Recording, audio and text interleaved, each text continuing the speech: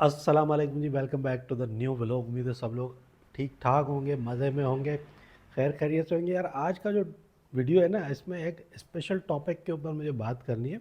बहुत ही इम्पोर्टेंट बात है। बहुत सारी ऐसी वीडियोस भी देखने को मिल रही हैं। इसके अलावा काफ़ी सारे लोग इस टॉपिक के बारे में सवाल भी कर रहे थे, पूछ भी रहे थे। अभी जो रिसेंट सिचुएशन चल रही है गल्फ़ कंट्रीज़ में, मिडल ईस्ट में, उसकी वजह से क्या बहरिया टाउन की मार्केट उठने वाली है, क्या इम्पैक्ट होगा पाकिस्तान में। तो इस बारे में बहुत सारे लोग पूछ रहे थे, तो इसके ऊपर हम आज क्लियर कट बात करेंगे और क्या हो सकता है, क्या होने वाला है, ये भी हम आपको बताएंगे इंशाल्लाह। तो अभी चलते हैं ज़रा बाहर से, मुझे अब टेलर के पास भी जाना है, उससे कपड़े भी लेने, कोई सामान भी लेना है। चलते चलते रास्ते में हम इस टॉपिक को भी कवर कर लेंगे इंशाल्लाह। तो निकलते हैं और आपसे गाड़ी में मिलते हैं। बिस्मिल्लाहिर्रहमानिर्रहीम। सुब्हानल्लाज़ी सख़्खर लना हाज़ा वमा कुन्ना लहू मुक़रिनीन व इन्ना इला रब्बिना लमुनक़लिबून। तो मोबाइल को लगाते हैं भाई यहाँ पर स्क्रीन पे और फिर निकलते हैं और टॉपिक को कवर करते हैं आज के इंशाल्लाह।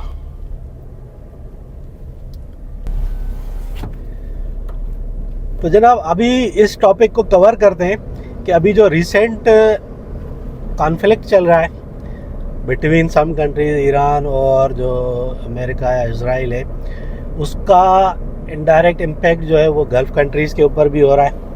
अब गल्फ़ कंट्रीज़ में सबसे ज़्यादा इम्पैक्ट हो रहा है यूएई को, क्योंकि सबसे आगे वही है। अब यूएई में अगर इम्पैक्ट पड़ता है, ख़ास करके दुबई पे अगर इफ़ेक्ट होता है, जो होगा, ठीक है, क्योंकि सबसे पहले तो बात करते हैं कि यूएई की जो इकोनॉमी है वो किन चीज़ों पे चलती है। वो तीन चीज़ों के ऊपर चलती है। तीन चीज़ों में सबसे टॉप पे होता है ऑयल, जिसकी एक्सपोर्ट अभी तकरीबन बंद पड़ी हुई है, जो स्टक हुआ है। उसके बाद दूसरे नंबर पे आता है टूरिज़्म। ठीक है, जब हालात ही ठीक नहीं है, जब मिसाइल ऊपर से बरस रहे हों, जब अटैक्स हो रहे हों, तो टूरिस्ट नहीं आता। तो टूरिस्ट वो होते हैं जो ज़्यादातर यूरोपियन कंट्रीज़ से आते हैं। बड़ी तादाद में जो टूरिस्ट हैं वो यूरोपियन कंट्रीज़ से आते हैं, बाकी कंट्रीज़ से भी, एशियन कंट्रीज़ से भी आते हैं, लेकिन ज़्यादातर जो टूरिस्ट है ना वो यूरोपियन कंट्रीज़ से, वेस्टर्न कंट्रीज़ से आ रहे होते हैं यूएई के अंदर। ठीक है, वो बंद हो जाएंगे। ठीक है, बंद हो गए तकरीबन, अभी तो कोई टूरिस्ट नहीं आ रहा। उसके बाद तीसरे नंबर पे जो इकोनॉमी चलती है यूएई की, वो चलती है भाई रियल एस्टेट पे।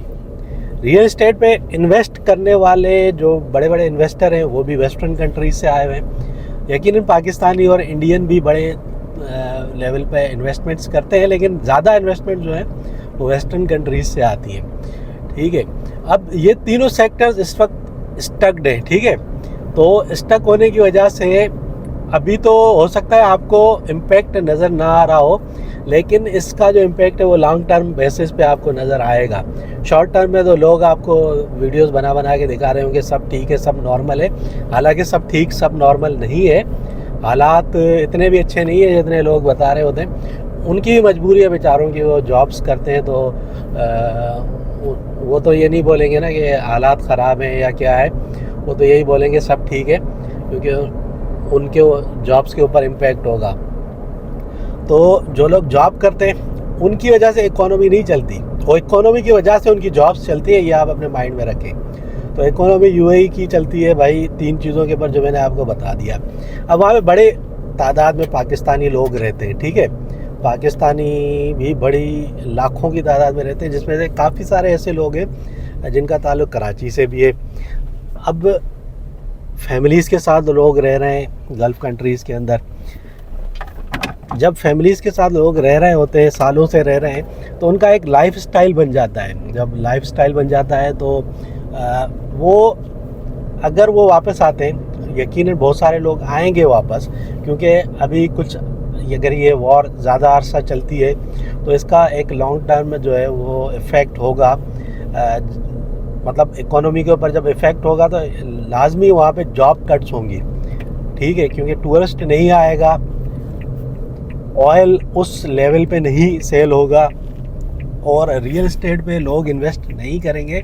तो ये तीन सेक्टर जो है ना, रीढ़ की हड्डी है भाई गल्फ़ कंट्रीज़ के लिए, ख़ास करके यूएई के लिए। तो जब ये तीन सेक्टर्स इफ़ेक्ट होंगे तो जाहिर सी बात है बहुत सारे जो कंपनीज़ हैं, अल्लाह ना करे ऐसा हो, लेकिन एक मेरी एनालिसिस है, ठीक है, मैं वो आपके साथ शेयर कर रहा हूँ। तो अगर ये 3 सेक्टर्स इफ़ेक्ट होते हैं तो उसकी वजह से होगा ये कि भाई जॉब कट्स होंगी। बहुत सारे लोग जो है ना वो हो सकता है वो वापस ना आए, लेकिन अपनी फैमिलीज़ को यकीनन लोग रिलोकेट करेंगे और वापस पाकिस्तान भेजेंगे। जो पाकिस्तानी और दूसरे कंट्रीज़ के जो लोग हैं वो अपनी मुल्कों में भेजेंगे।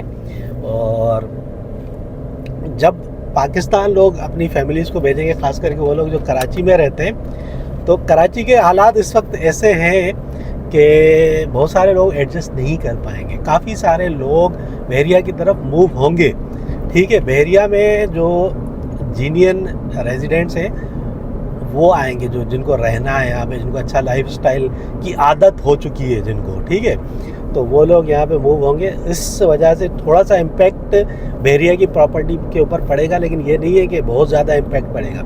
इस वक्त मैं आपको अगर ये बोलूँ कि जितने भी ये मिडिल ईस्ट के मुस्लिम कंट्रीज़ हैं उनमें सबसे सेफेस्ट कंट्री पाकिस्तान है, तो ये बिल्कुल भी गलत नहीं होगा। हो सकता है बहुत सारे लोगों को ये बात हज़म ना हो, लेकिन मैं आपको ये बताता हूँ कि इस वक्त जितने भी मुस्लिम कंट्रीज़ हैं, ख़ास करके मिडिल ईस्ट के अंदर, उनमें सबसे सेफेस्ट कंट्री पाकिस्तान है। क्योंकि पाकिस्तान के कुछ बड़ों ने बोला था कि हम घास खाएंगे लेकिन एक चीज़ हम ज़रूर बनाएंगे, न्यूक्लियर, ठीक है। उन्होंने न्यूक्लियर बना दिया। अगर न्यूक्लियर नहीं बनाया होता ना तो आज हम घास खाने की बजाय मिसाइल और रॉकेट खा रहे होते। ये हकीकत है, हमें नोच नोच के खा गए होते ये जो वेस्टर्न कंट्रीज़ हैं। लेकिन हमने क्योंकि एक चीज़ बना ली, और दूसरी बात ये है कि पाकिस्तान इतना इजी टारगेट नहीं है। कोई भी मुल्क पाकिस्तान के साथ लड़ने से पहले ना 1000 बार सोचेगा। अच्छा, जो कुछ ये हो रहा है इसका बहुत लॉन्ग टर्म बेसिस पे जो है ना इम्पैक्ट होगा यूएई के अंदर, और जब इम्पैक्ट होगा तो यकीनन वो लाइफस्टाइल लोगों को नहीं मिलेगा। अगर वो मूव करेंगे, वापस आएंगे, पाकिस्तान की तरफ आएंगे, तो वो स्टैंडर्ड ऑफ लाइफ कैसे मिलेगा? तो वो ऐसे मिलेगा जो ये आप स्क्रीन में देख रहे हैं। यहाँ पर वैसा स्टैंडर्ड ऑफ लाइफ मौजूद है बहरिया टाउन के अंदर। तो इस तरफ लोग जो है ना वो आएंगे, बहुत सारे लोग इसी तरफ आएंगे, बहरिया टाउन की तरफ ही। तो इस वजह से जो है ना बहरिया टाउन की मार्केट थोड़ी सी इम्प्रूव ज़रूर होगी, और ये नहीं है कि बहुत बड़ा इम्पैक्ट पड़ेगा, लेकिन किसी हद तक जो है ना, किसी हद तक जो है ना वो इम्पैक्ट ज़रूर पड़ेगा मार्केट के ऊपर। क्योंकि वेस्टर्न कंट्रीज़ में या बाहर मुल्कों में जो लोग रहते हैं उनका स्टैंडर्ड ऑफ लाइफ बिल्कुल चेंज हो जाता है। वो स्टैंडर्ड ऑफ लाइफ कराची वाले उनको कराची में देखने को नहीं मिलेगा। ठीक है, अभी वो बाहर रहते हैं, छुट्टियों पे आते हैं, कराची में रहते हैं, गुजारा कर लेते हैं, लेकिन अगर परमानेंटली उनको रहना पड़े तो उनका गुजारा फिर मुश्किल हो जाएगा, फिर वो रुख करेंगे बहरिया टाउन का। तो इस हिसाब से तो हम कह सकते हैं कि भाई हाँ, जो मार्केट है बहरिया टाउन की उस पर थोड़ा सा इम्पैक्ट होगा।